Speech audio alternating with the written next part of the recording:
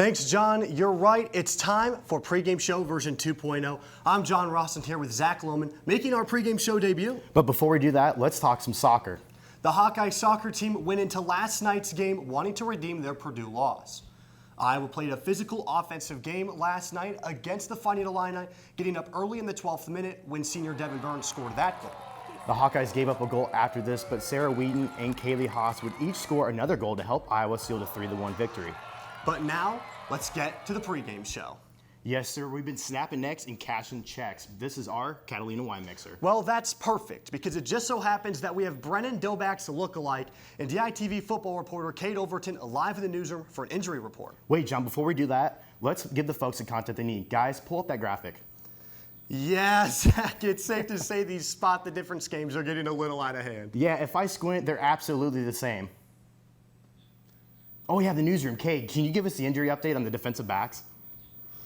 Yes, guys. So on the defensive back situation, at Iowa State when they played, they were a little thin, had some backups playing, but it should stay the same like it was against Iowa State. Look for guys like Michael Ojemudia to start. DJ Johnson, the freshman, has been coming up big lately. Geno Stone, he's been battling an ankle injury, but he should be on the field this Saturday. And then Jack Kerner has stepped up in a big way as well. Look for him to play a big role against Middle Tennessee. Now, I've heard there have been some shakeups on the offensive line. Can you tell us about that? Yeah, so earlier this week, starting guard Kyler Schott went down with an injury. That really shakes things up because he originally replaced Alaric Jackson, but now Ferentz expects Cole Banwart to come off an injury and play a big role on the offensive line.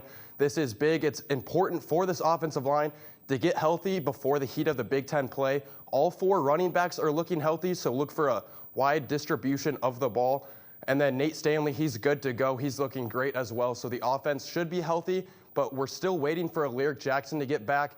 It should be a few more weeks. We haven't heard a big update yet, but we're looking for him to come back soon into Big Ten play.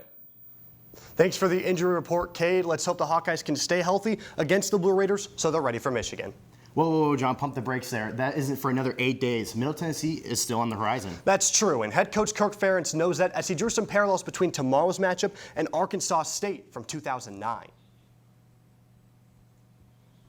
Miracles too often. That was a miracle. It's the only way to put it. Also, that's half the truth. I referenced Arkansas State as well. We had a pretty good football team in 09. It was a 3-point game, and they played their tails off. And I think there are probably some parallels in the programs, quite frankly. So I'm not saying we underestimated Arkansas State, 10 years ago. We can ask those guys when they're back here for the reunion. But bottom line is it was a heck of a football game start to finish. We had to fight our tails off to get out of there. So the message is, if you're not doing your best internally, then, you're going to be involved in some games like that.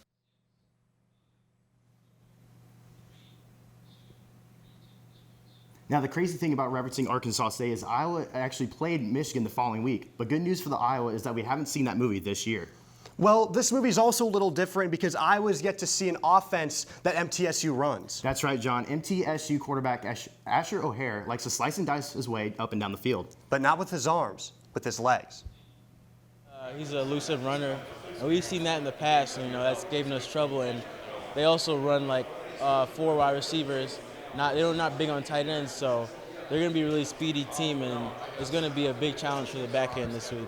He almost reminds me of the quarterback from Penn State last year, McSorley, just from how much he can do with the ball in his hands and stuff like that. But, you really don't see guys who can do the stuff he does week to week like he can. So, John, the question then becomes, are the Hawkeyes going to have any fence against the Blue Raider offense? Well, Zach, we can ask someone who might know more than both of us. We have quarterback Nate Stanley on the line. Nate, do you think this MTSU offense is going to do a lot against the Iowa defense? Not a whole lot, nope. Well, you heard it here first, folks. But for my prediction, I have the final score 35-3 Iowa. Bold. My prediction, 31-17 Hawks. But that is it for our pregame show appearance. First and probably yeah, Zach, this is our last. Folks, it was nice knowing you. John, back to you.